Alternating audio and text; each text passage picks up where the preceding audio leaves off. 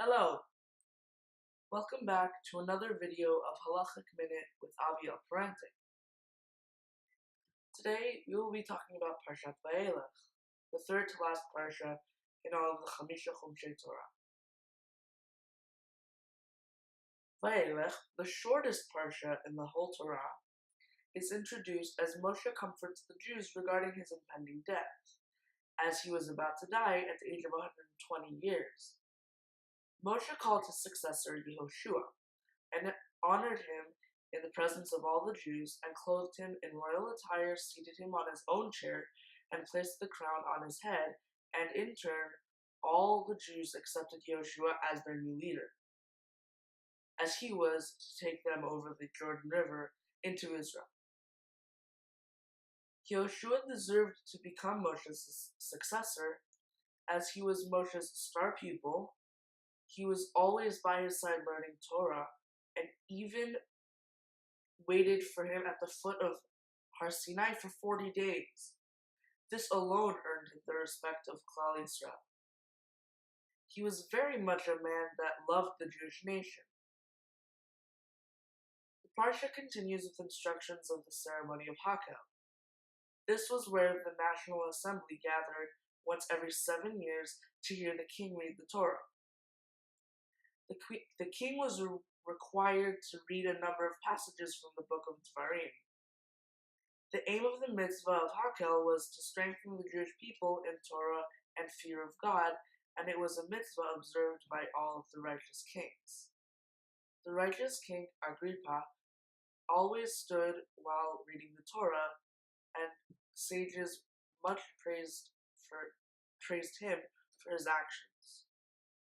Moshe then petitioned to Hashem so that his death decree would be annulled. However, it was to no avail, as he was about to die. In fact, it was on the 7th of Adar that Moshe would die. This was the same day that he was born.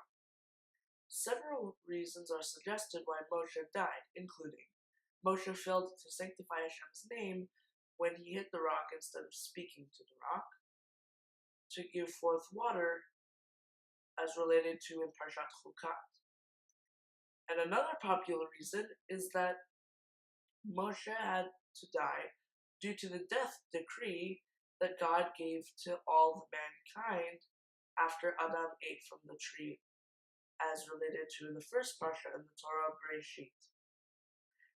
However, in a way, Moshe never really died, just like a righteous man is always considered living, because his good deeds are still being filtered onto other people and generations. The actions one does in this world affect many people.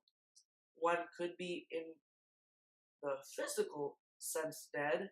However, if people learned from his good actions and performed these good deeds, the physically dead person will get credit for every good action that was learned from him, and whenever another performs these good deeds. Further on in Parshat Vayelech, Moshe warned the Jews to acknowledge God's justice for when in the future times they were to be punished for idol worship. In fact, the Jews behaved very well during the 28 years of Yehoshua's leadership. However, as they failed to eradicate the wicked idolatrous presence of the Canaanim during these years, many of these wicked people encouraged idol worship across Israel, and many faltered later on, as related to in the books of Shoftim, Shmuel, and Melachim. Vayelech highlights the mitzvah for every Jewish man to write a Sefer Torah for himself. However, in this day and age, many people buy Sfarim, books of Torah literature. Instead, and it is also customary to buy a share in a communal Sefer Torah, and it is the practice for the men of the community to trace the last words of the Sefer Torah, binding them together in a symbolic way comparable to the binding of the whole Jewish nation together during the sacred ceremony of Hanukkah. Thank you so much for watching. I hope you enjoyed this week's Parsha. I have a website, thelightofthetorah.weebly.com. The link will be in the description. I have the upcoming holiday Dvar Torah on it. I have the upcoming week's Parsha and the previous week's Parsha in case you wanted to look over it. Thank you very much, and Shabbat Shalom.